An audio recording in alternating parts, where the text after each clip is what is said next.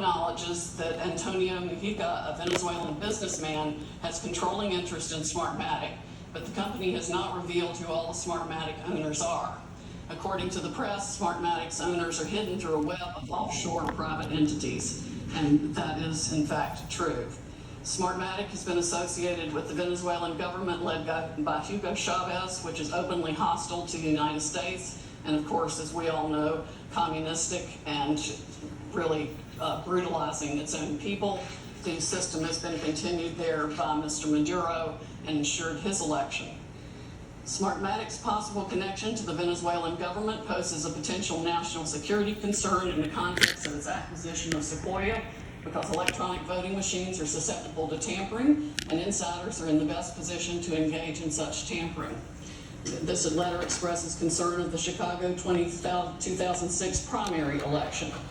And it ends by saying the products and services that are of Venezuelan origin, and evaluate Smartmatic's ownership to determine who could have influence and control over these and other Sequoia products and services are important to the national security of the United States. This letter was written to Hank Paulson on October 6, 2006 by Congresswoman Carolyn B. Maloney. Senator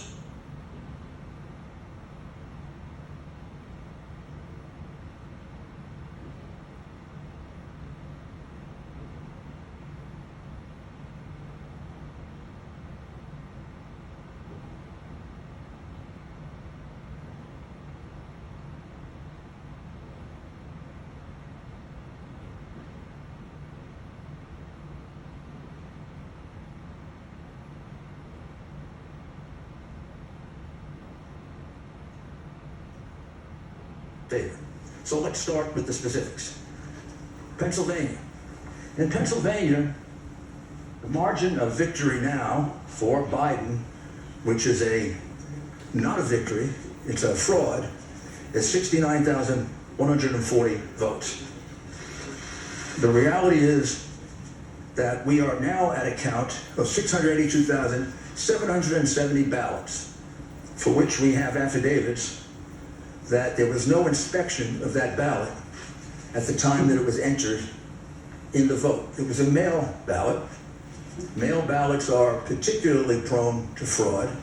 We were warned about that by Jimmy Carter, President Jimmy Carter, and Secretary Baker in a report about a dozen years ago, in which they said that mail balloting is particularly susceptible of fraud, that we should very carefully consider ever doing it, and that it can be taken advantage of. Justice Souter warned us of the same thing in a comment in an election law case. And even the New York Times wrote articles about how dangerous mail-in voting was. And this is the first time we ever did it en masse, and I think we proved that all three are prophets. It's not only susceptible to fraud, it is easily susceptible to fraud, particularly if you have a plan or scheme which sounds eerily similar to what Joe Biden told us a few days before the election, that he had the best voter fraud team in the world. No, they were good. I don't know that they were that good because they made significant mistakes, like all crooks do, and we caught them. One of them was pushing out Republican inspectors. Every state, almost every civilized country, even Tanzania and places that you wouldn't think of, have rules about inspectors, particularly for mail-in ballots. And why particularly for mail-in ballots? Because they can more easily be defrauded, and you can't check on it. People who have never done a mail-in ballot, I'm going to show you why it's so easy. Well, you fill out an envelope like this. You put your, usually in New York, it would be your assembly district and the precinct in which you're voting. You fill out your name and your address, and you sign it.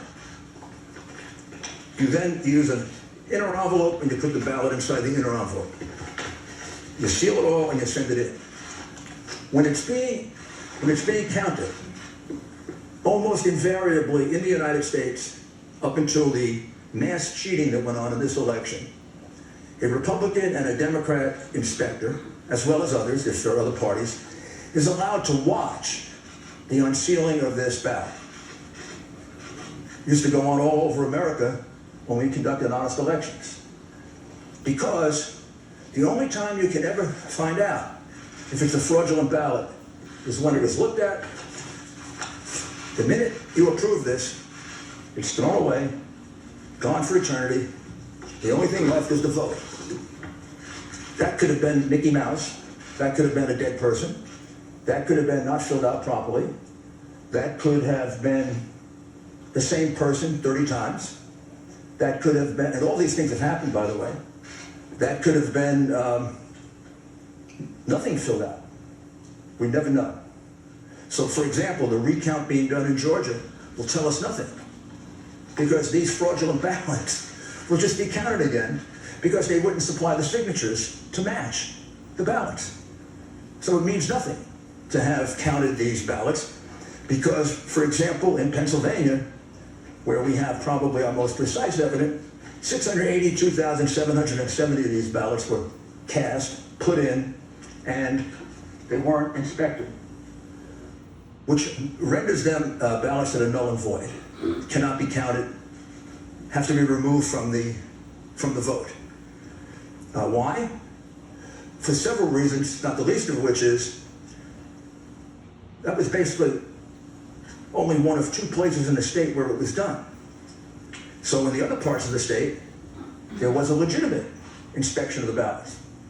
So if you have two different standards from different parts of the state, one favoring one part of the state, the other disfavoring the other part of the state, that's a classic violation of the Equal Protection Clause of the United States Constitution.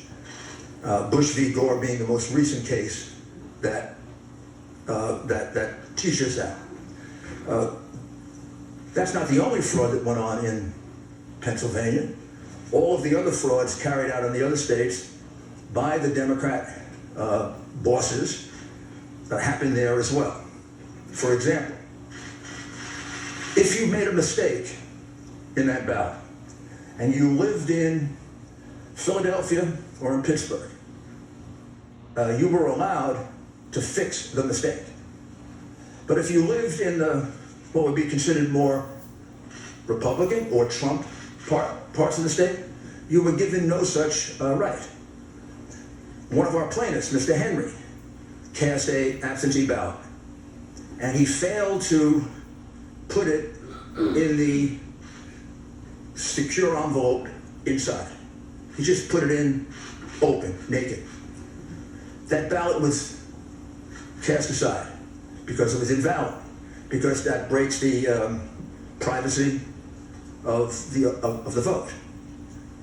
In Pittsburgh and in Philadelphia, if they noticed that there wasn't an inner envelope, they'd contact the voter and allow him to vote again. Or if he didn't fill it out completely, or if he made a mistake and didn't sign his full name, he was allowed to cure it. There is no such provision under the law of Pennsylvania. The Democrat Secretary of State made that up in order to maximize the votes in Philadelphia and Pittsburgh and to minimize the votes in the other parts of the state. Clearly illegal, clearly voter fraud, easily provable, hundreds of witnesses, maybe thousands.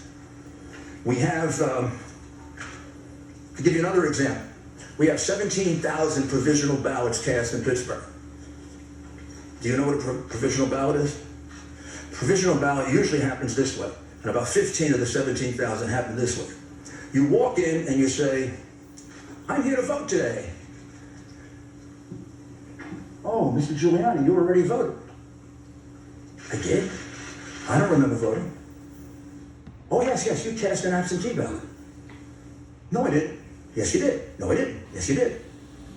So why does that happen 17,000 times in Pittsburgh? People walked in thinking actually 15,000 to be precise. Why did it happen 15,000 times that people in Pittsburgh walked in to vote and they had already voted according to the Democrat election machine? Did they forget? That many people with bad memories in Pittsburgh? Or is the following correct? That as witnesses will testify, they were instructed by the Democrat bosses when they had a ballot in which there was no one registered, just assign it to somebody. Just assign it to Rudy Giuliani. I'm recording. So when Rudy Giuliani, maybe Rudy Giuliani won't show up to vote. And if he does show up to vote, we'll give him a provisional ballot.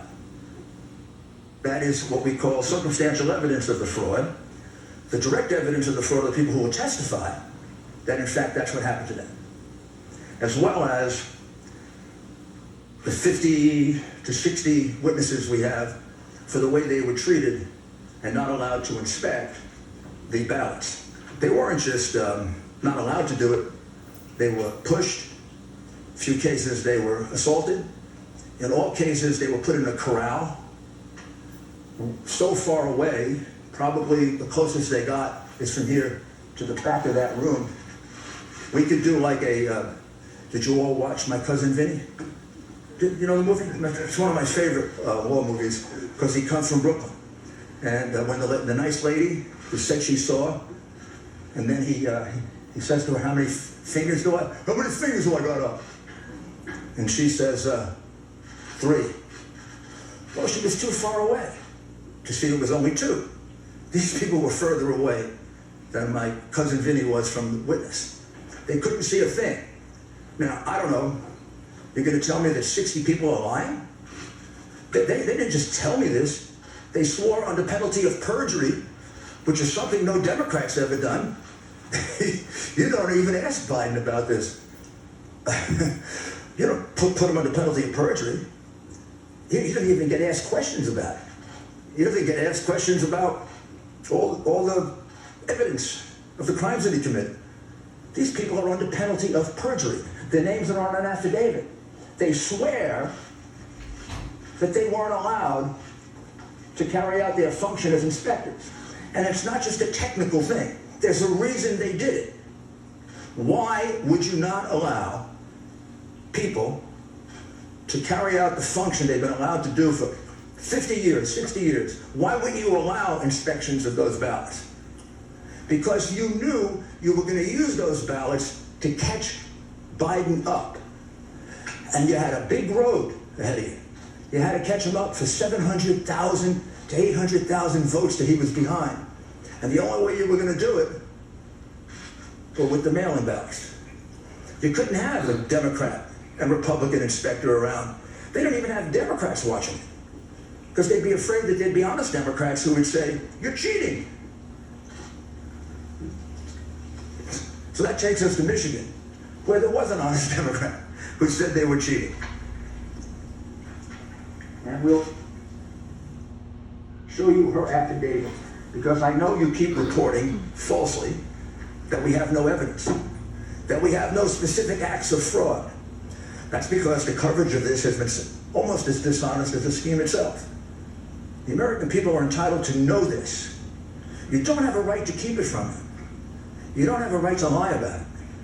And you are. I mean, you don't report to them that a citizen of this country, a very fine woman, who is willing to allow me to give you her name. And I can't give you all these affidavits, because if I do, these people will be harassed, they'll be threatened, they may lose their job, they will lose their friends. We've lost lawyers in this case because they've been threatened. We've had lawyers that need protection. What's going on in this country is horrible, and the censorship that you're imposing is making it worse. But Jessie Jacob is an adult citizen and a resident of the state of Michigan. She's been an employee of the city of Detroit for decades. I know her age, but she can tell you her age.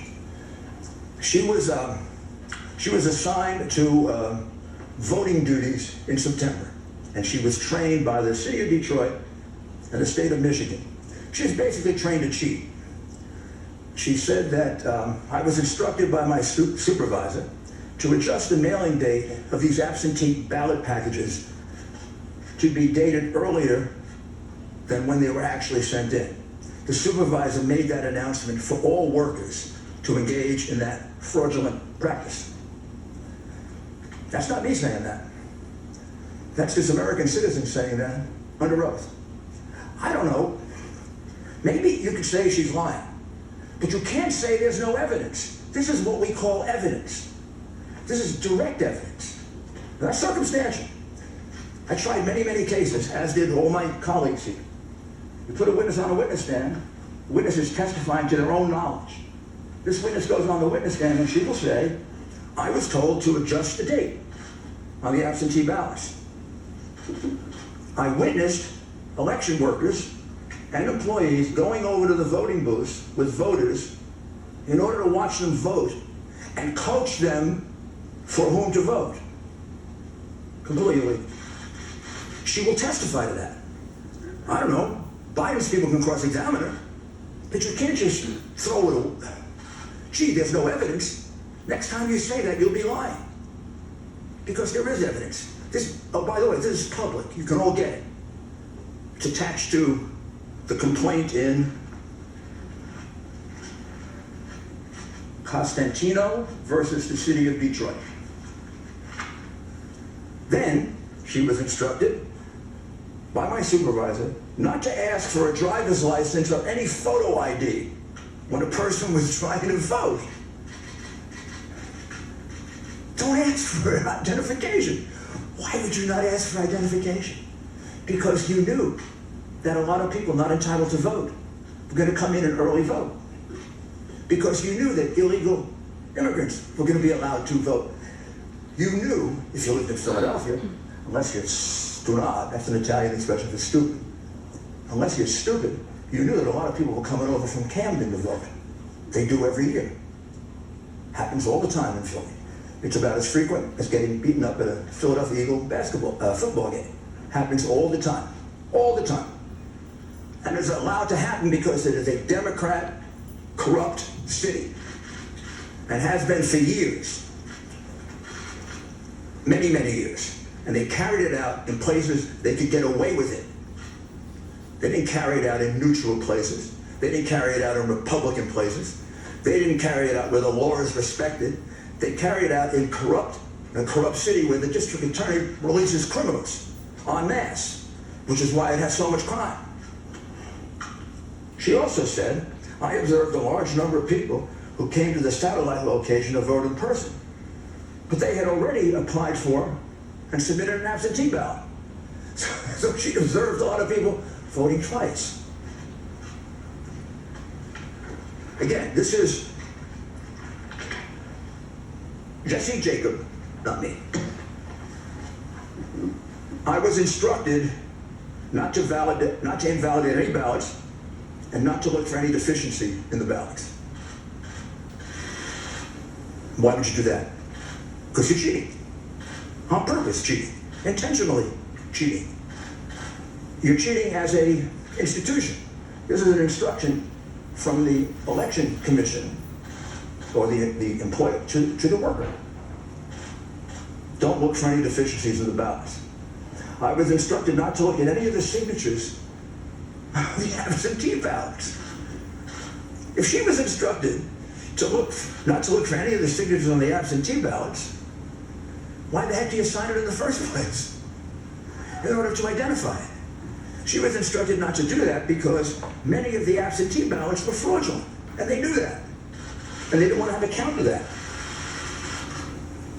On November 4, 2020, I was instructed to improperly predate the absentee ballots when the receipt date was actually was after November 3rd, 2020. Now this is really significant because Justice Alito of the Supreme Court instructed Pennsylvania that any ballot that comes in after 8 o'clock on November 3rd, 2020 had to be put aside and not opened because there's a question as to its legality and its constitutionality. What she's telling you is that they blatantly disregarded that order. That they took ballots that were marked the 4th and the 5th and the 6th and they marked it down for the 3rd in blatant disregard of the order of the United States Supreme Court. This is I don't know if she's a Democrat or Republican. I assume if she's working for the, I assume if she's working for the city of Detroit, that she's a Democrat. I assume, but I may be wrong. She's a citizen. I've never met her, never coached her. And I'd like you to note that it's signed under penalties of perjury. We have 100 more of these. I can't show them to you because those people don't want to be harassed. They don't want to have their lives torn apart by the goons on the other side. We don't do that to them. They've done that to a lot of our people. They've done it for 4 years. And it's outrageous that it's tolerated, and it's tolerated because you condone it in the press. And you don't cover it, and you don't condemn it. And it shouldn't happen to a Republican or a Democrat. A lawyer shouldn't have to withdraw from a case because he's representing the President of the United States. There are many more affidavits here. I'd like to read them all to you, but I don't have the time. You should have had the time and energy to go look for them. That's your job. Like it's my job to defend the President and to represent the President. It's your job to read these things and not falsely report that there's no evidence.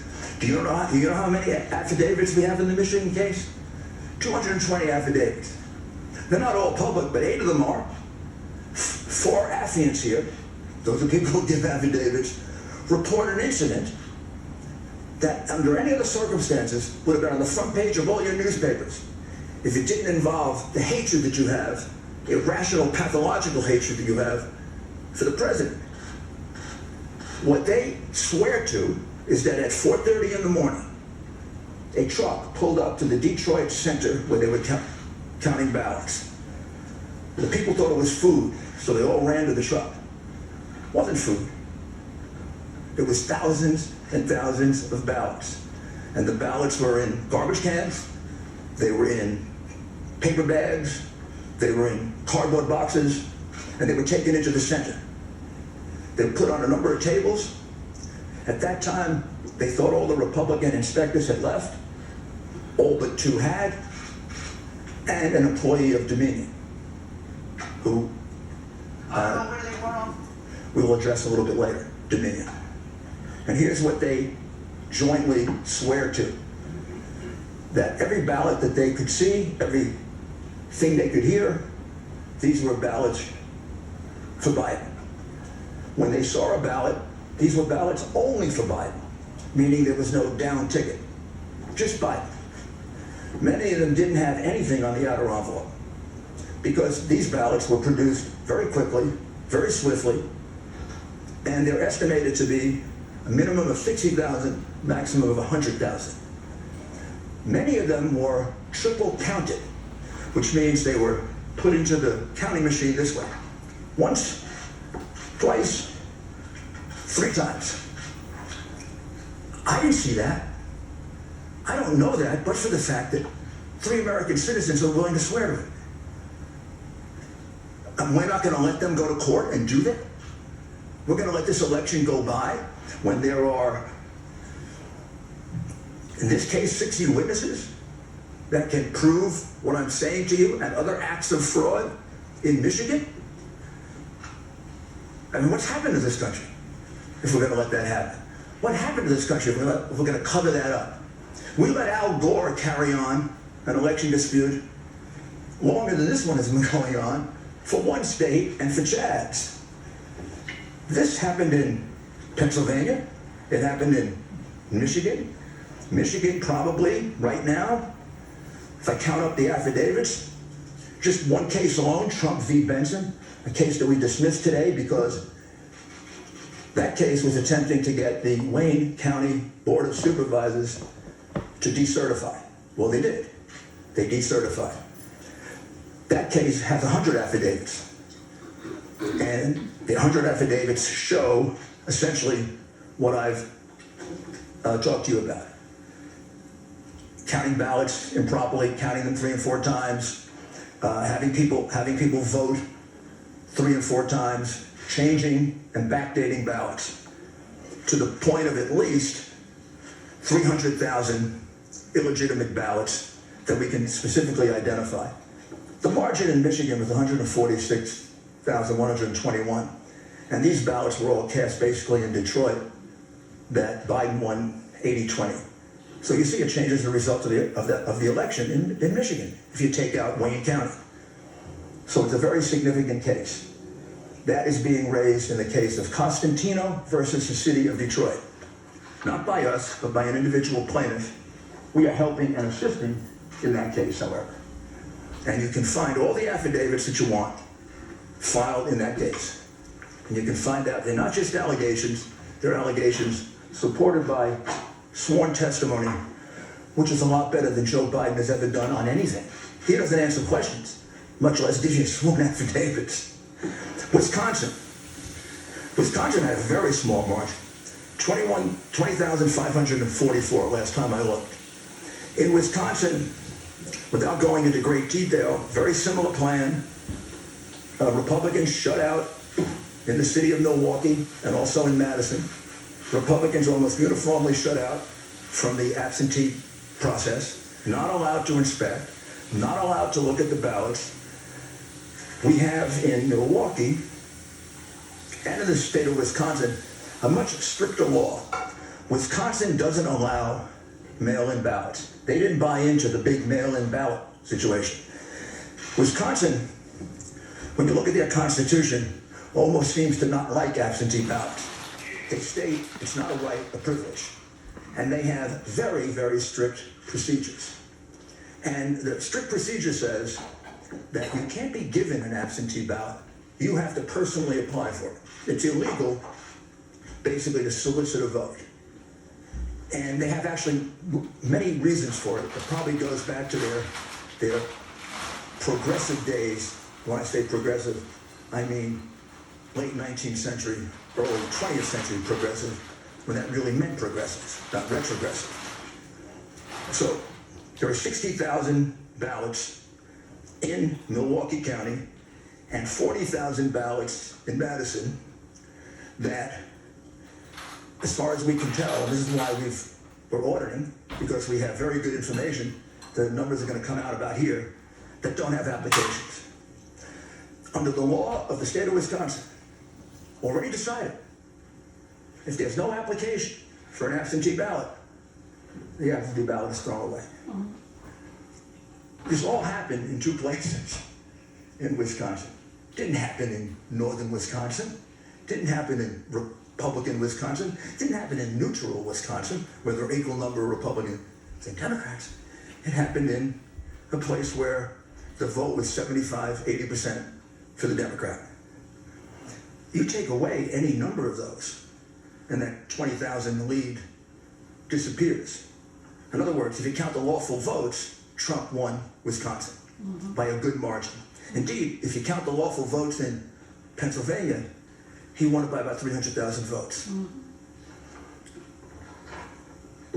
Also, in the lawsuit filed in Wisconsin, which is really a petition because of their procedures, there were no inspectors provided for the count of the illegal ballots.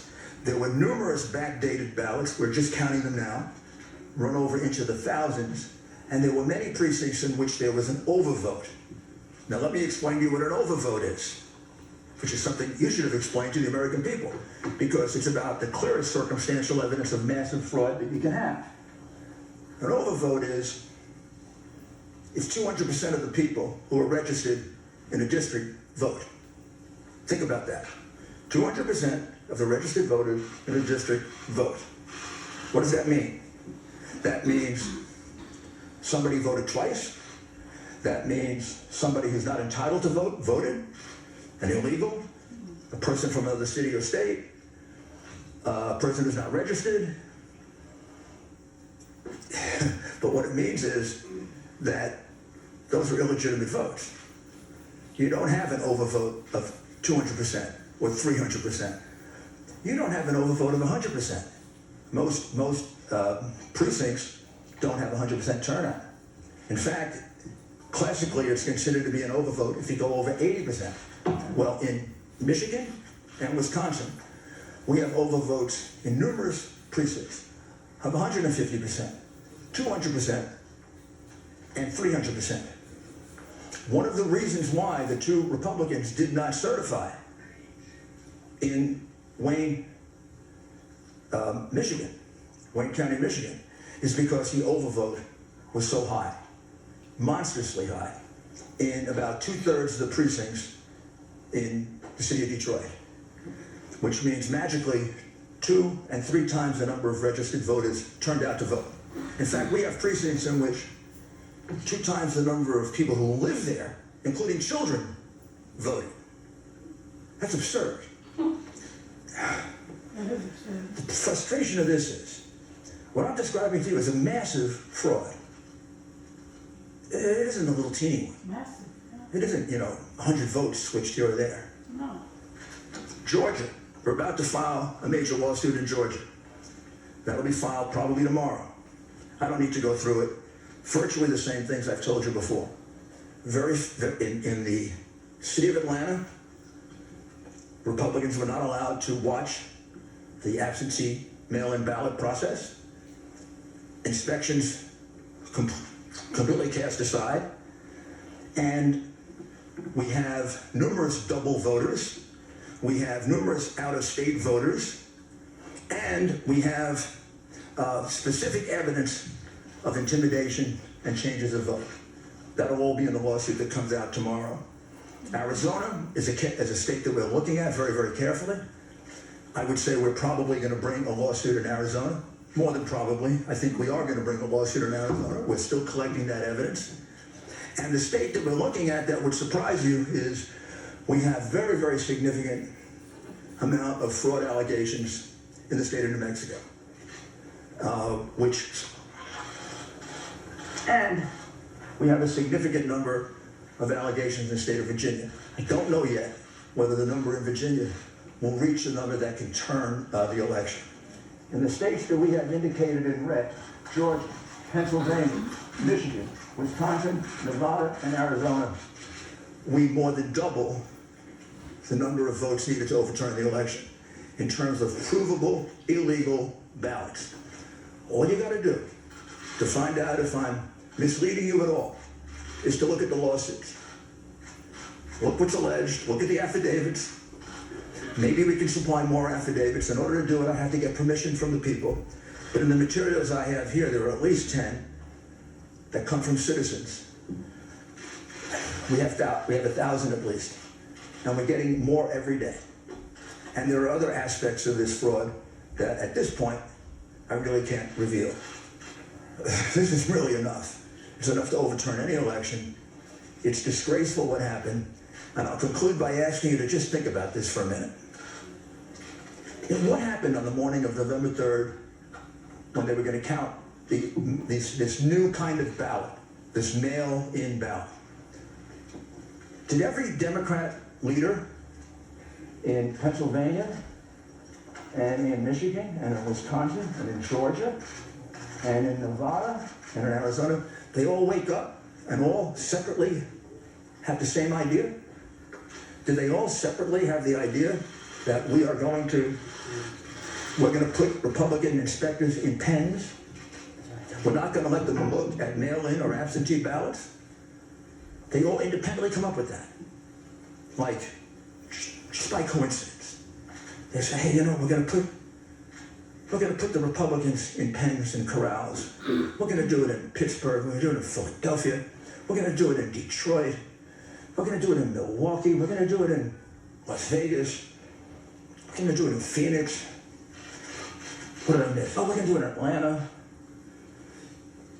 Or isn't the logical conclusion that I think any jury would accept after they heard this evidence that somebody had this plan? Maybe that was always the plan, to do this very, very questionable form of voting, which has been criticized by President Carter, by Secretary Baker, by most experts on election reform. I think the logical conclusion is this is a common plan, a common scheme.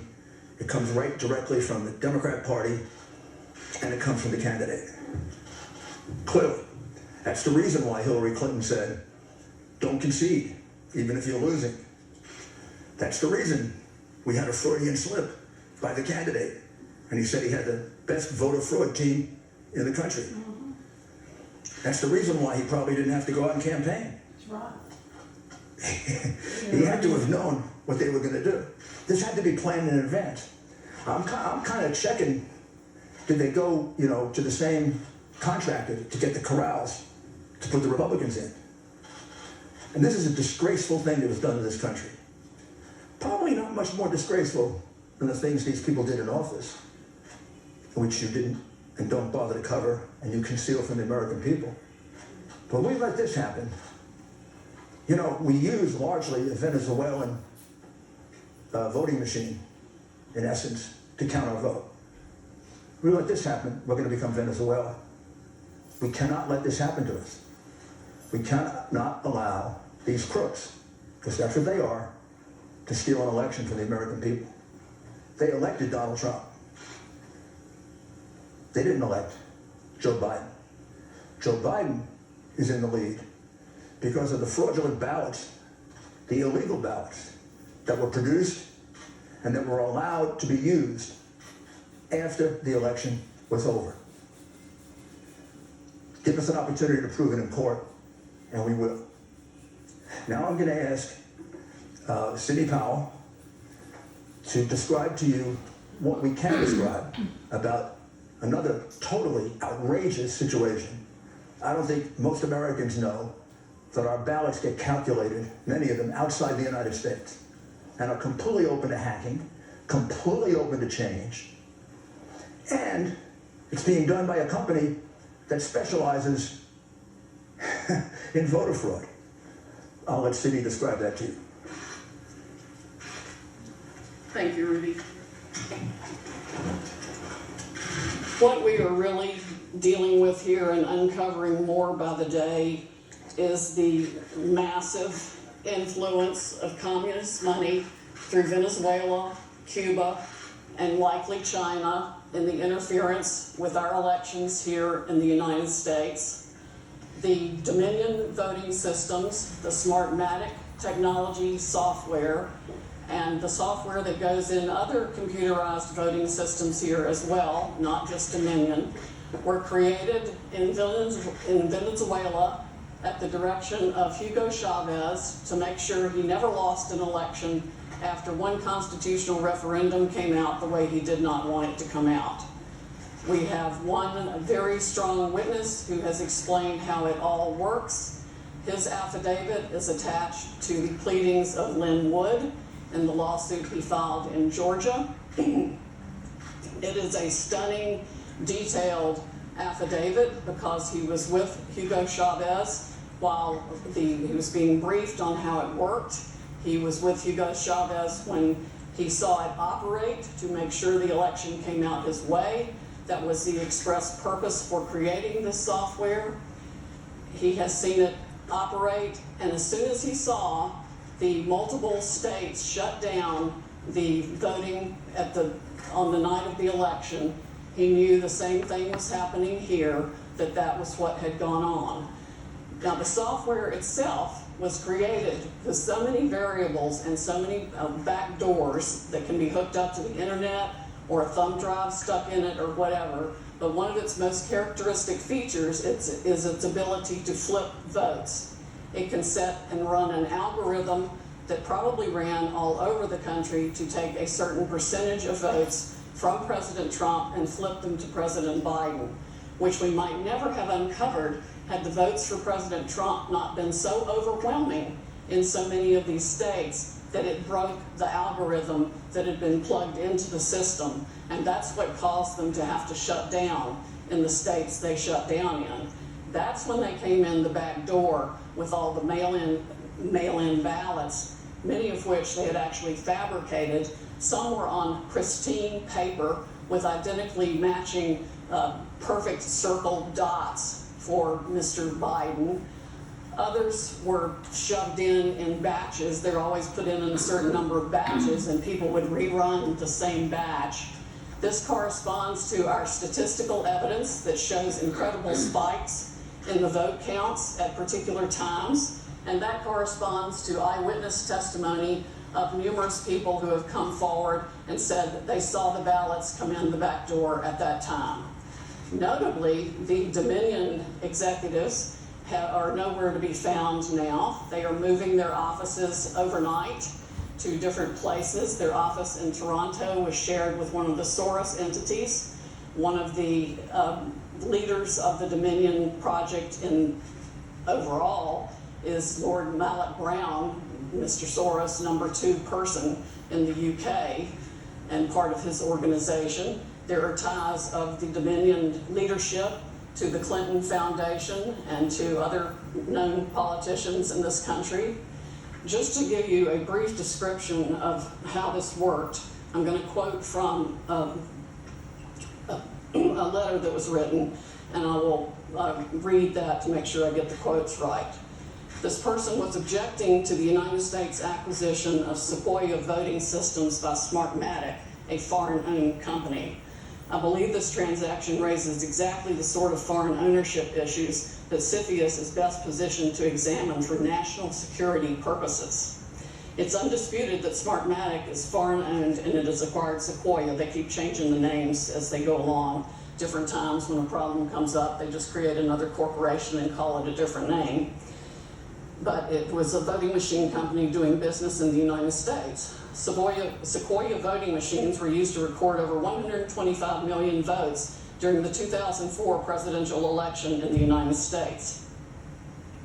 Smartmatic now acknowledges that Antonio Mujica, a Venezuelan businessman, has controlling interest in Smartmatic, but the company has not revealed who all the Smartmatic owners are. According to the press, Smartmatic's owners are hidden through a web of offshore private entities, and that is in fact true. Smartmatic has been associated with the Venezuelan government led by Hugo Chavez, which is openly hostile to the United States, and of course, as we all know, communistic and really brutalizing its own people. The system has been continued there by Mr. Maduro and ensured his election. Smartmatic's possible connection to the Venezuelan government poses a potential national security concern in the context of its acquisition of Sequoia, because electronic voting machines are susceptible to tampering, and insiders are in the best position to engage in such tampering. This letter expresses concern of the Chicago 2006 primary election. And it ends by saying the products and services that are of Venezuelan origin and evaluate Smartmatic's ownership to determine who could have influence and control over these and other Sequoia products and services are important to the national security of the United States. This letter was written to Hank Paulson on October 6, 2006 by Congresswoman Carolyn B. Maloney. Senators Klobuchar and Warren have raised these concerns as recently as December 2019. Why our government has not taken them seriously is beyond my comprehension, unless they have, some of the three-letter agencies have used them themselves in other parts of the world. We know that the technology was exported to affect an election in Argentina. That's admitted by our friend who wrote the affidavit about Hugo Chavez and his interest in Smartmatic. Again, in 2006, Carolyn Maloney wrote the Honorable John Snow, the Secretary of the Treasury, about the issues. Speaking of Smartmatic's leadership, one of the Smartmatic patent holders, Eric Coomer, I believe his name is on the web as being recorded in a conversation with Antifa members saying that he had the election rigged for Mr. Biden, nothing to worry about here, and they were going to F Trump. His social media is filled with hatred for the president and for the United States of America as a whole, as are the social media accounts of many other Smartmatic people. There has been widespread use of this. Dominion itself is utilized in 2,000 jurisdictions in 30 states. It has been uncertifiable in multiple states who realized all the problems that it had, including Texas. Experts have described it across the board, from a Princeton group of 3 professors to experts that we have talked to about its end user vulnerabilities. People can admittedly go in and change whatever they want. They can set the ratio of votes from one thing to another. They can say that a Biden vote counts as 1.25 and a Trump vote counts as 0.75. And those may be the numbers that were actually used here. It's not just the swing states that were affected. The algorithm was likely run across the country to affect the entire election. Like I said, we only discovered it this year because of the overwhelming number of votes for President Trump in the swing states that caused the machines to have to shut down for them to backfill for adding votes. We have evidence of different numbers of votes being injected into the system, the same identical, unique 6-digit number multiple times in at least 2 states that we've analyzed so far, and I'm talking about like 341,542 votes for Biden and 100,012 for Trump. There's no explanation, no logical explanation for the same numbers being injected 20 minutes apart into the machine. The software manual itself, you can download it from the internet, and I would encourage you all to read it because it specifically advertises some of these things as features of the system. Why it was ever allowed into this country is beyond my comprehension, and why nobody has dealt with it is absolutely appalling. The machines were easily accessible to hackers. There's a video on the net that will explain to you how a kid with a cell phone can hack one of these voting machines. There's been no oversight of Dominion or its software. Workers in each county were trained by Dominion, but there's no evidence of any monitoring otherwise. We have testimony of different workers admitting that they were trained how to dispose of Trump votes and add to Biden votes. The software has a feature pursuant to which you can drag and drop any number of batches of votes to the candidate of your choice or simply throw them away. So we have mathematical evidence in a number of states of massive quantities of Trump votes being trashed, just simply put in the trash like you would on your computer with any file, and Biden votes being injected. That's addition to the flipping. I mean, it really happens in 2 ways. There's an algorithm that runs that automatically flips all the votes, and then each operator has the ability to go in, override settings. They can ignore a signature. They can ignore the top line of the ballot. They can go down ballot and select who they want to change the results for. The gentleman who founded Smartmatic, there's video of him on the internet explaining that yes, at least one occasion he admits they changed 1 million votes with no problem. Many of the jurisdictions that have had this problem might not have known of the issues, but many did. And I think a full-scale criminal investigation needs to be undertaken immediately by the Department of Justice and by every state's equivalent, Attorney General's office or state investigatory unit, because there's evidence of different benefits being provided to the people who spent $100 million of taxpayer money at the last minute for their state to get the Dominion voting systems put in time for this election in different ways. There's one person that a lawyer told me got, quote, election insurance, meaning that he would be able to make sure he was elected. I'm sure they explained that feature in detail to many people who expressed interest in putting this voting system in. Texas denied certification of the Dominion system in 2019, but there are no doubt issues with the software that Texas did use, unbeknownst to Texas, I would imagine, since they went to great trouble to examine the Dominion systems and reject them.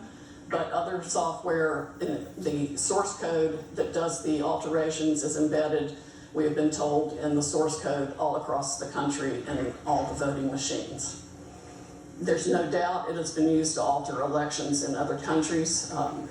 We know specifically that Venezuela exported it for that purpose to Argentina and other Latin American companies to make sure that the corrupt rulers who were willing to pay the highest price for being in office were allowed to rig their elections. This is stunning, heartbreaking, infuriating, and the most unpatriotic acts I can even imagine for people in this country to have participated in any way, shape, or form. And I want the American public to know right now that we will not be intimidated. American patriots are fed up with the corruption from the local level to the highest level of our government, and we are going to take this country back. We are not going to be intimidated. We are not going to back down. We are going to clean this mess up now. Amen. President Trump won by a landslide. We are going to prove it, and we are going to reclaim the United States of America for the people who vote for freedom. How come you're not suing in the Wisconsin counties that use this? Why are you only doing a refund? Excuse me, that we're not up to the questions at this point. So, excuse me, we're not at the questions at this point. My name is Jenna Ellis, and I'm the Senior Legal Advisor to the Trump campaign, and I'd like to just explain now where we've been and where we're at and what you can expect from this process. So what you have heard, I'm sure, in the fake newspapers tomorrow will be one of two things. Either there was not sufficient evidence that we've presented, or we spoke too long. Okay, so what you've heard now is basically an opening statement. This is what you can expect to see when we get to court to actually have a full trial on the merits, to actually show this evidence in court and prove our case. This is not a Law and Order episode where everything is neatly wrapped up in 60 minutes. For those of you who are here in this room or have maybe tuned out in other networks, clearly you've never been court reporters. Trials take time. Putting on evidence takes time. This is basically an opening statement so the American people can understand what the networks have been hiding and what they refuse to cover, because all of your fake news headlines are dancing around the merits of this case and are trying to delegitimize what we are doing here. Let me be very clear that our objective is to make sure to preserve and protect election integrity. President Trump has been saying from day one that this is about maintaining free and fair elections in this country. It is not about overturning an outcome. It is about making sure that election integrity is preserved, and every American should want that. If every American is not on board with that, you have to ask yourself why. And if your fake news network is not covering this or allowing you to cover it fairly and accurately, you should ask yourself why. This is absolutely a legitimate legal basis. We have been asked to provide an entire case that generally would take years in civil litigation. I've been a prosecutor. I have tried cases with far simpler facts. One thing happened in a matter of minutes, and it still takes days. And we go through a jury process. This is the court of public opinion right now. We are not trying our case in the court of public opinion, because if we were, we would get unbiased jurors. I would strike 99% of you from the jury, and I would be allowed to because of the fake news coverage you provide. You are not unbiased jurors. And until you step out of your role as a journalist and actually go into a courtroom and you are a judge on a bench that has sworn an oath to be unbiased in our separation of powers, then your opinion does not matter. The facts matter, the truth matters, and if you are fair reporters, you will cover that fairly and appropriately, and you will allow coverage of our media team here and our legal team. That is absolutely shocking that all you cover are around the margins, and I've seen all of you taking pictures right now, and I can anticipate what your headlines are going to be. If you are not willing to talk about the evidence that has been presented, then that is absolutely unacceptable for journalistic standards. This is an opening statement. This is something where we have told you what the evidence will show, and we have given you a brief description. That happens in a courtroom all the time, where that's not the fact-finding process, that is just an overview. That is what we have given you today, because the American people deserve to know what we have uncovered in the last couple of weeks. Remember, this is such a short time frame. And this is an elite strike force team that is working on behalf of the president and the campaign to make sure that our Constitution is protected. We are a nation of rules, not a nation of rulers. There is not someone that just gets to pick who the next president is outside the will of the American people. And that is our task, because when we talk about voter fraud, it's actually election official fraud. That cannot stand. The Constitution requires that the state legislatures are the ones that make election law. It still has to go by the US Constitution. But what has happened in this case is that state and local level officials, and all the way up, have changed the rules. That's what the Democrats do. If they don't like the rules, they change them. And they change them at the last minute, they manipulate them, they want to tear down our American system. Our founders were so brilliant that they anticipated this, that there would be corruption, there would be foreign influence, there would be attempts to manipulate the outcome of the election, especially with who they called our chief magistrate. I would encourage all of you to go home and actually read Alexander Hamilton's Federalist 68 and see what he described as an advocacy position to adopt and ratify the Electoral College and the process by which we select our president. We select our president through the Electoral College not because it disenfranchises voters, but because it is a security mechanism for exactly the type of corruption that we are uncovering. And every American should be grateful and thankful that our founders had the foresight to put in those protections and provisions to make sure that your legitimate legal vote is not disenfranchised. That is what we are advocating for. We want to make sure to protect election integrity, and your president, President Trump, we are so proud that he is in this fight because he understands that when he swore his oath of office, he swore an oath to uphold and defend the United States Constitution. That is what he is doing. And that is what we are doing. We are confident that through this multiple pathway to victory, we will get to the actual outcome that the evidence shows. But this is not about overturning an election on our part. It's about making sure that we protect and preserve free and fair elections for all future American elections. If the United States caves to corruption or this type of election integrity disaster, then no election will be secure from here on out. And we all need to be keenly aware of that. We are the representatives here that are standing in this gap and defending President Trump and defending you, the American people, at the end of the day. This is ultimately about the United States of America. And we want to make sure to protect and defend that. And as my colleagues have said, we will not back down. We won't be intimidated. President Trump will not be intimidated. You, the American people, should not be intimidated. You, the press, should cover this fairly and should know that this matters to election integrity and it matters to the future of our nation. So we have given you an overview, but recognize this is not a court of law. We will get there, and we have time. And we have constitutional provisions that will step in when we show the corruption and the irredeemably challenged and overturned votes that are absolutely corrupt in all of these counties. It is irredeemably compromised. We will show that, but you have to give us that opportunity. This has been just our opening statement, and we have an opportunity to get there, and we have time, and we will do that. This is the United States of America, and we stand proudly for President Donald J. Trump. Thank you. One more point. The world is watching this. I have gotten multiple emails from people in other countries who watch the same pattern happen there.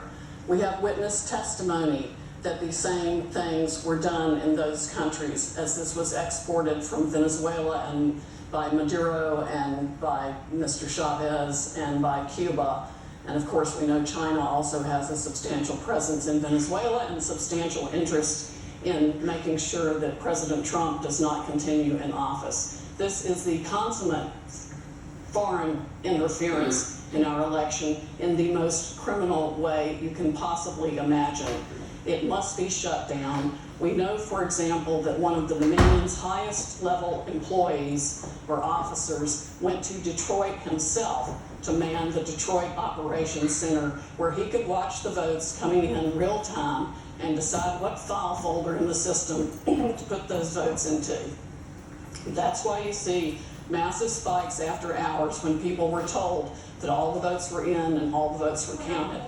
Many Dominion employees have already reached out to us to tell us the truth. They are Americans who want to ensure election integrity like we do. I would encourage every Dominion or Smartmatic employee who is fed up with the corruption in this country to come forward as soon as possible, because these are serious federal offenses that I am confident the Department of Justice will be in pursuit of in very short order if they are not already.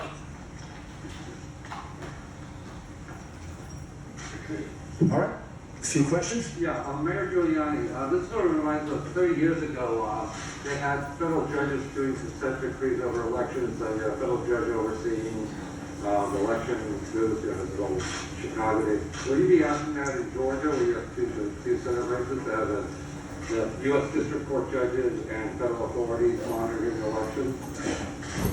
I can't say what's going to be done about it. Every county has sort of a Operation Gray. I'm sorry, in what county? County, Pennsylvania. Yes. There's sort of an Operation Gray Lord. Mhm. I don't know if you were Yeah. with that. I know about it. I really can't give you an opinion on that. I think, obviously, every election official should learn something from this and be very, very careful with the next election. I know this is a lot of information that we've given you, probably because we're frustrated with what we keep reading and hearing in the censored press, which is that we have no evidence, we have no specifics, we have no backup for what we're saying, and you largely ignore the affidavits that are filed. Whether you agree or disagree with an affidavit, it's evidence. You can't say, I mean, you're just lying to the American people when you say there's no evidence. Sidney was giving you information that come from affidavits from other people that are given under oath. I was explaining things to you from affidavits that come from other people, American citizens, who swear under oath that they saw 100,000 ballots come in and that they were all for Joe Biden. And that I should point out, now that Sidney has spoken, that those happened just around the time that the Dominion or Smartmatic people called a halt to the election. And then you can also trace it with a very big spike in the vote count at exactly that time. Right up. So what we're telling you is supported by evidence. And we're going to have to present these because of the procedures that exist according to the different voting laws of the different states. For example, you asked us about Wisconsin. We have to first create a contest in Wisconsin before we can move to bringing a fulsome federal lawsuit. The contest, from everything I can see, is going to overturn the vote because it's going to show somewhere around 100,000 illegal ballots in 2 counties that Biden carried by 75, 80%, and you know how close Wisconsin is. And what I'm talking about is the absentee ballots for which there were no applications. And that's not just a small matter. The reason for the application and the reason to keep all these things together is precisely to avoid what the Democrats did in this election, which is to misuse the absentee ballot process and the mail-in ballot process in order to cheat. So they really cheated in 2 respects. They cheated with the machines. Instead of asking me, are we going to bring a lawsuit in Wisconsin, which we will if we have to, you should have asked me, and you should be more astounded by the fact that our votes are counted in Germany and in Spain by a company owned by affiliates of Chavez and Maduro. Did you ever believe that was true? Did any of you here believe that that was possible? Of course it's not. Of course it shouldn't be possible. I don't know if we're going to have time to develop all that in time to fill the requirements of all these cases. We have enough evidence without that to overturn this election. We have it from the affidavits of American citizens. But that's a matter of national security that we're talking about now. Very, very serious matter of national security. Please don't make light of it. And don't act like you knew it. Don't act like it isn't a surprise. If that's not a headline tomorrow, then you don't know what a headline is. There isn't a single person in this country that would have believed that we have states that are stupid enough to have our vote sent out of this country. You couldn't possibly believe that the company counting our vote, with control over our vote, is owned by two Venezuelans who were allies of Chavez, are present allies of Maduro, with a company whose chairman is a close associate and business partner of George Soros, the biggest donor to the Democrat Party, the biggest donor to Antifa, and the biggest donor to Black Lives Matter. My goodness, what do we have to do to get you to give our people the truth? Yes. Thank you, Giuliani. My name is Liz Willis with RCN. Some on this legal team have mentioned before that people close to the Trump campaign are pressuring them to drop the investigation into Dominion. Can you go further into detail and tell us specifically who those people are? Also, if it's possible, can you tell us if they work with some of our powerful defense groups in the United States, such as the CIA? The last part was, do they work With defense groups. with defense groups and the CIA? First, I'm in charge of this investigation with Sidney and the people that you see here. There's been no pressure to stop investigating Dominion. No, In fact, there's pressuring y'all to stop. no, there's pressure to go as fast as we can. I mean, I think there was uniform shock when we first heard it. I think when I first heard it, I didn't believe it until Sidney showed me the documents. And in fact, I feel kind of stupid, and you all should, because all you had to do is go online and find out that Smartmatic is owned by Venezuelans close to Chavez. You can Google it. Well, unless they take it down. I preserved it, so you can find it. Now, you know, and by the way, the Kummer character, who is close to Antifa, took off all of his social media. But we kept it. We've got it. The man is a vicious, vicious man. He wrote horrible things about the president. He is completely biased. He's completely warped. And he specifically says that they're going to fix this election. I don't know what you need to wake you up, to do your job, and inform the American people, whether you like it or not, of the things they need to know. This is real. It is not made up. It is not, there's nobody here that engages in fantasies. I've tried 100 cases. I prosecuted some of the most dangerous criminals in the world. I know crimes. I can smell them. You don't have to smell this one. I can prove it to you 18 different ways. I can prove to you that he won Pennsylvania by 300,000 votes. I can prove to you that he won Michigan by probably 50,000 votes. When I went to bed on election night, he was ahead in all those states, every single one of those states. How is it they all turned around? Every single one of them turned around? Or is it more consistent that there was a plan to turn them around? And since there are witnesses who say there was a plan to turn them around, and it's kind of begs credulity to say that it all happened in every single state, my goodness, this is how you win cases in a courtroom.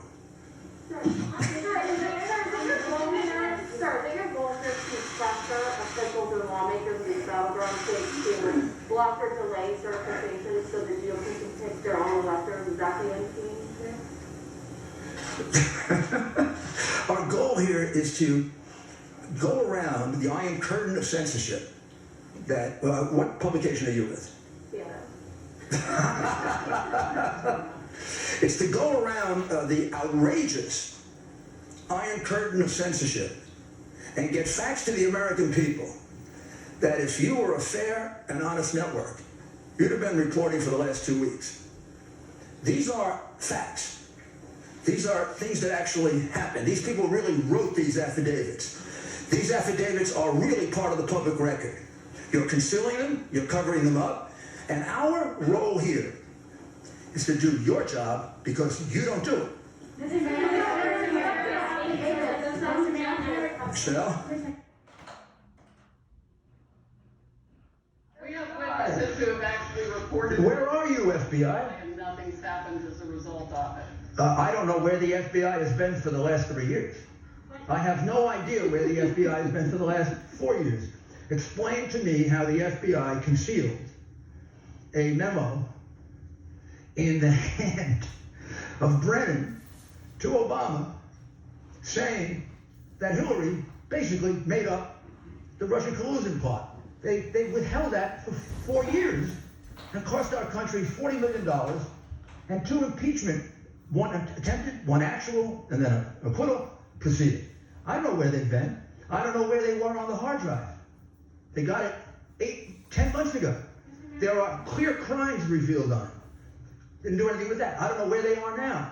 Our country has had its ballots counted, calculated, and manipulated in a foreign country with a company controlled by friends of an enemy of the United States.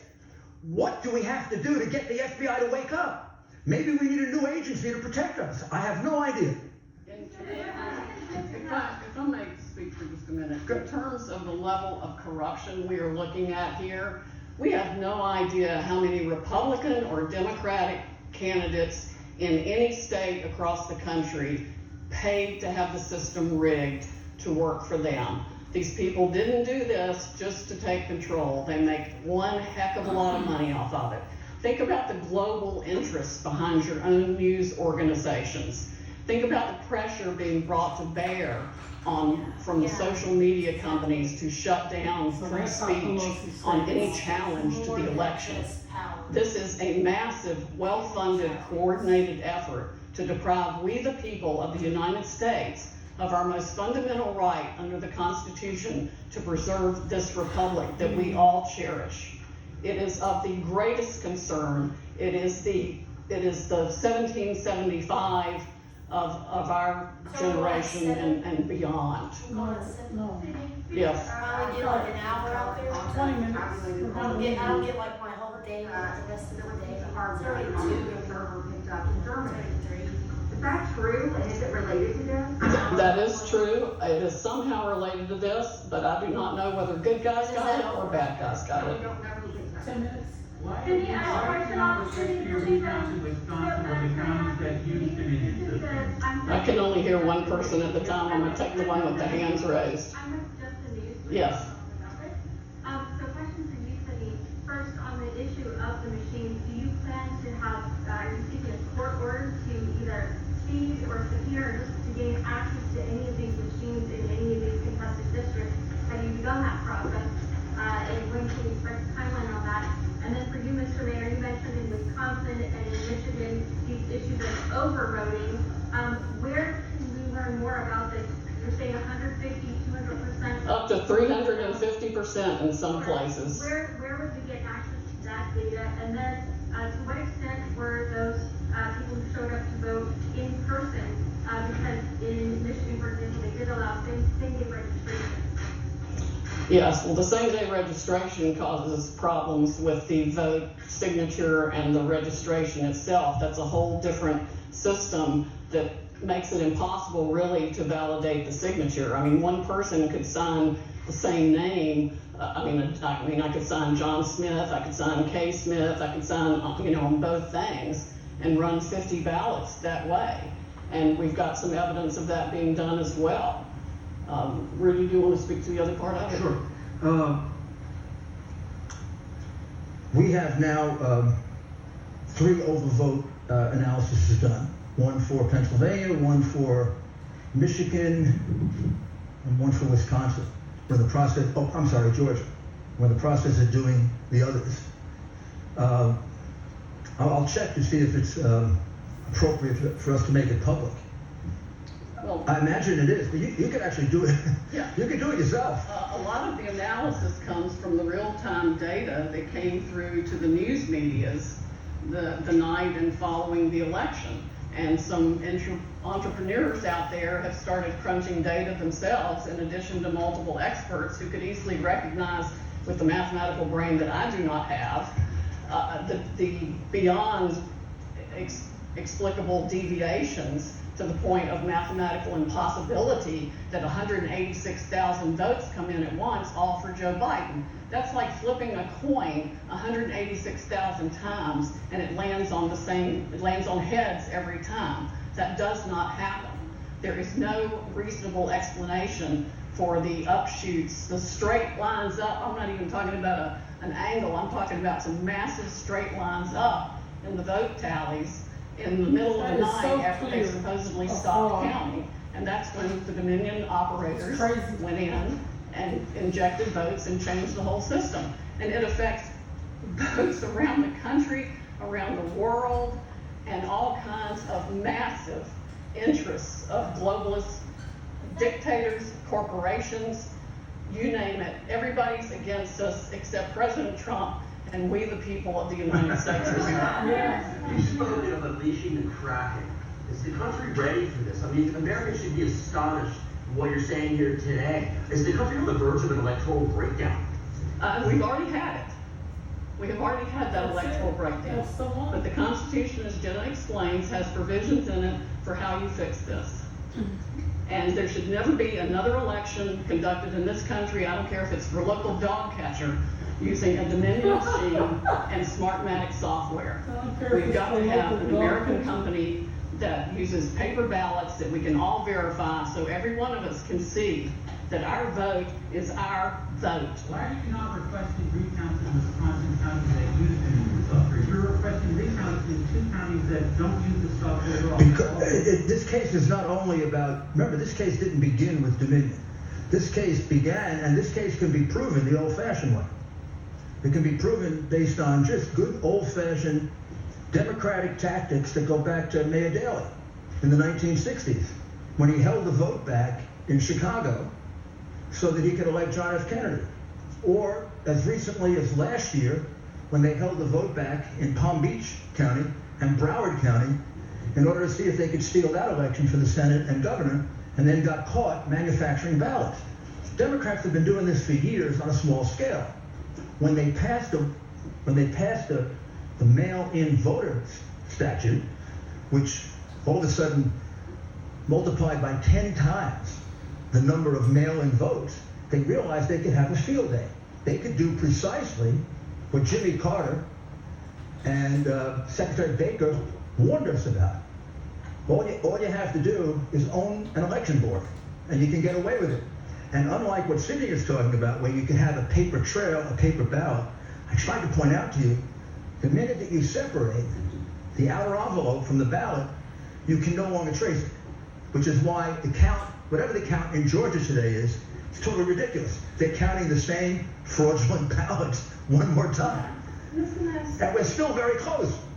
Mr. Mayor, so far, no single court has found evidence of fraud. That's got to be disappointing for you and the President. How would you describe his mood at the moment? And do you and him still genuinely believe you can overturn this election, or is it about something bigger for you? Well, it is about something. Let's go from the big picture to the smaller picture. The most important thing here is that this has been a massive attack on the integrity of the voting system in the greatest democracy on earth. The people who did this have committed one of the worst crimes that I've ever seen or observed. One of the things we're the most proud of in this country is that we've been such a long-standing democracy based on the right to vote. They have trashed the right to vote, they've dishonored the right to vote, they've destroyed the right to vote in their greed for power and money. And there's no doubt about it. This was not an individual idea of 10 or 12 Democrat bosses. This is a plan. You would have to be a fool not to realize that. They do the same thing in exactly the same way in 10 big Democrat-controlled, in most cases, crooked cities. And when I say crooked city, go look at how many of their officials have gone to jail in the last 20 or 30 or 40 or 50 or 60 years that they have dominated and destroyed those cities.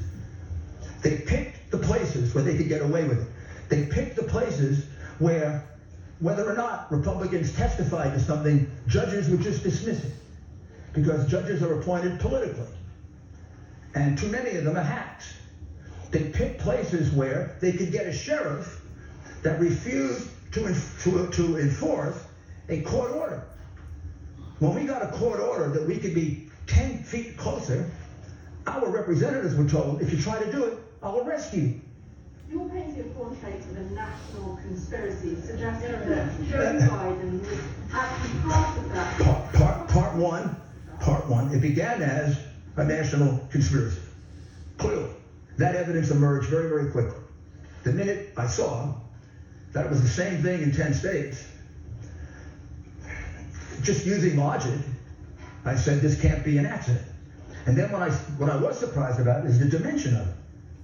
I mean, not inspecting almost 700,000 ballots is astounding.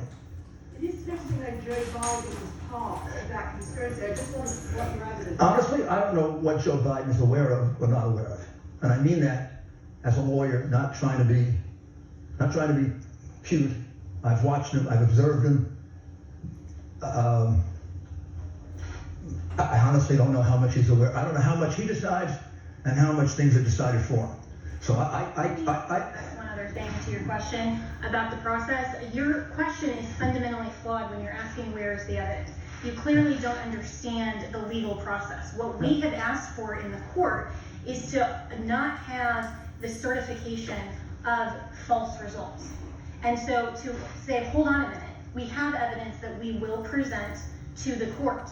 We haven't had the opportunity yet to present that to the court. We're giving you an overview and a preview of what we've discovered, but no court yet we've had that opportunity. So when we have fraud allegations pending, so what we've asked for are temporary restraining orders or injunctions to not certify false results. We're very happy that Michigan, the reason we dismissed that lawsuit today is because the Michigan county in Wayne County, they're not going to certify that because 71% of counties have inconsistent data. No person in this room or in this country should want states to rush through and coronate a president with false results. We have to make sure that the results are accurate. Okay. That's what we will prove. Two more questions. The Secretary of State says that can actually happen, that those votes can't be rescinded, and that the certification in Michigan currently stands. Secretary of State where? In Michigan. Yeah, there are problems in Michigan. Well, Follow the money. follow the political party, man. I mean, you're actually seriously going to want me to take seriously the Secretary of State of Michigan? When the Secretary of State of Michigan never bothered to find out that the votes in her state were being counted in Germany by a Venezuelan company, and you want me to take her seriously or him seriously? I mean, I was in government. If I were the governor of that state, I'd fire everybody that was involved in this election. They didn't come and tell me that my state was going to be embarrassed, made a fool of, because I'm sending my votes of people in Michigan over to Germany to be counted by a company that is owned by people who are allies of Maduro and Chavez. By the way, Carolyn Maloney, who wrote that, is my congresswoman. A Democrat pointed that out. They didn't do the darndest bit of due diligence. If you bought a $10 million company, you would have done more due diligence than that. Maybe they're incompetent, or maybe they didn't want to know. But you're not going to have me take seriously anything that comes from anyone involved in the election the way it was conducted in Michigan. You guys are saying that those votes have been rescinded. So serious. The Secretary of State can say whatever she wants to say. Of course she's going to say that. She's a Democrat.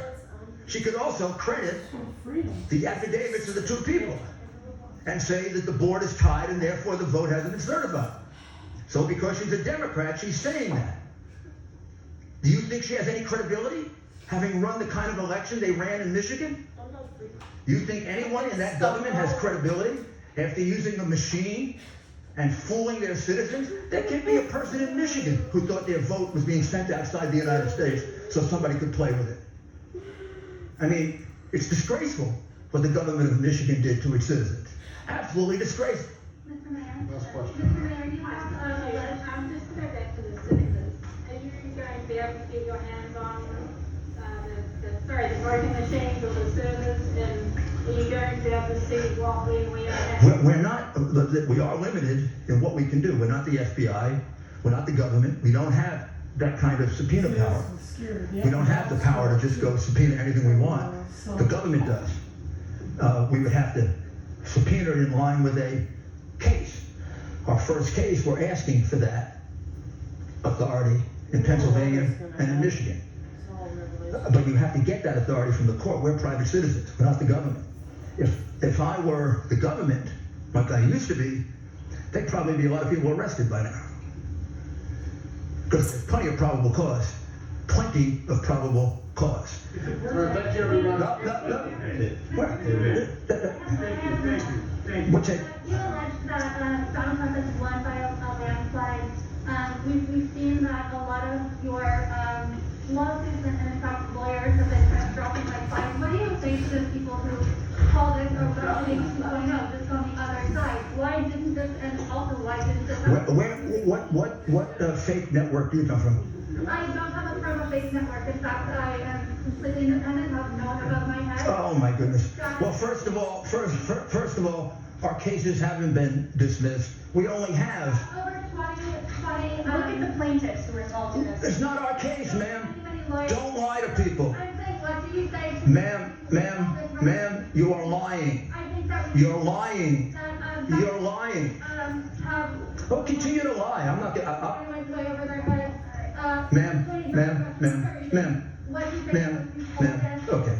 Let me answer the question. The answer to the question is, we don't have a lot of lawsuits. We only have 3. Our lawsuits have not been dropped all over the place. Go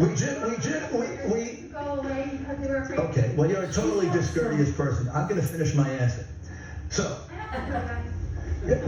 I'm going to finish my answer. The fact is we have very, very few lawsuits. The lawsuits you're talking about have been brought by private individuals and groups. Most of them were dismissed for lack of standing. Probably correctly, because they were brought before the election took place. The election is now over. The only lawsuit we have withdrawn is the one where we got the relief that we wanted, and that's the one in Michigan. We also have another lawsuit in Michigan that will accomplish the other objectives of what we want to do in Michigan. So it's silly to have 2 competing lawsuits. The only lawyer that left a case left because he was threatened. His family was threatened. His children were threatened. And so was the other lawyer. Yeah, that's true. We have a little difficulty getting lawyers because our lawyers get threatened with being killed because of the ridiculous way in which you cover this and the ridiculous way in which you cover. You haven't seen how I've covered this. No, I'm not talking about you. I'm talking about everybody, but I get a pretty good sense from you, the way you handle yourself, how you cover it. All right, we're finished with you now. One last question. One last question from a... One last question. One last question. One last question from a reasonable, civil person. Yeah, you are not. Yes. I'm not a reasonable person? No, she isn't. Well, we'll find out. I'm from the Daily Caller, for the record. Oh, there we go. If the Great. courts don't let you possess these cases like Jenna just said, will you give the entire bulk of the evidence to the media to review? And if so, when? Are you going to drag this thing out like the Hunter Biden hard drive again? We're not going to drag it out. I mean, it's ridiculous for you to say we're dragging it out. Well, Al Gore had a lot more time than we've had, and we've had 2 weeks to investigate. So that's also completely unfair to say we're dragging it out. Also, if we're going to present things in court, if we present it to you, judges are not going to be very happy with us. And finally, I have to tell you, our witnesses don't want to be exposed to the tender mercies of the vicious press. I have great difficulty getting those witnesses that I did reveal to allow me to do it. They don't trust you. They don't like you. They think you put their lives in jeopardy with the spin that you put on what's going on here and with the unfairness of which you cover it. It's not easy to reveal the things that they tell me. The answer is no. The answer is I can't do it because I can't put a witness's life in jeopardy or a person who thinks there's life in jeopardy. This woman tells me we have lawyers dropping out of the case. We have lawyers dropping out of the case because they're being threatened with destruction of their careers, destruction of their livelihood, and in some cases, destruction of their lives. That comes about because of the hysterical way in which you have covered Donald Trump and his administration. But we're going to change all that. We're going to go to court. We're going to prove it in court. I would love to release all the information that I have. I would love to give it to you all. Except most of you wouldn't cover it. A few of you would. And then we have half the American people probably informed. The censorship that is going on in this country right now by big tech and by big media is almost as dangerous as the election fraud that we're revealing. Maybe just as dangerous. We're headed to a very bad place. And it is not inappropriate then the Venezuelan company counted our votes. Thank you.